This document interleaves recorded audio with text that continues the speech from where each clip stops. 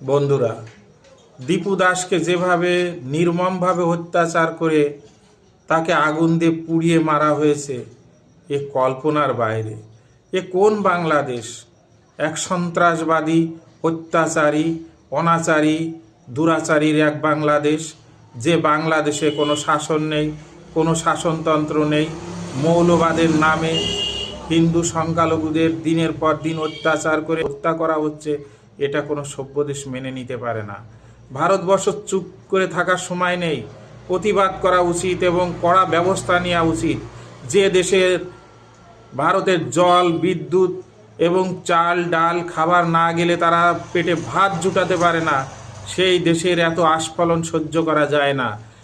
ভারতবর্ষের প্রতিটি জনতা গর্জে উঠুন এবং এর কঠিন প্রতিবাদ করুন এবং অ্যাকশান নিন।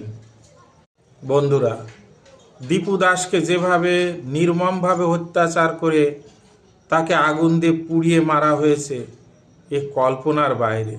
এ কোন বাংলাদেশ?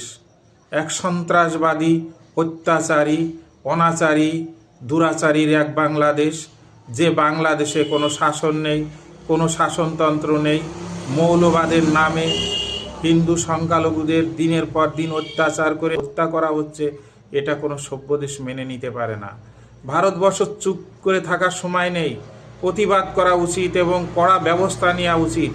যে দেশের ভারতের জল, বিদ্যুৎ এবং চাল ডাল খাবার না গেলে তারা পেটে ভাত জুটাতে পারে না, সেই দেশের এত আস্ফালন সহ্য করা যায় না। ভারতবর্ষের প্রতিটি জনতা গর্জে উঠুন এবং এর কঠিন প্রতিবাদ করুন এবং অ্যাকশান নিন।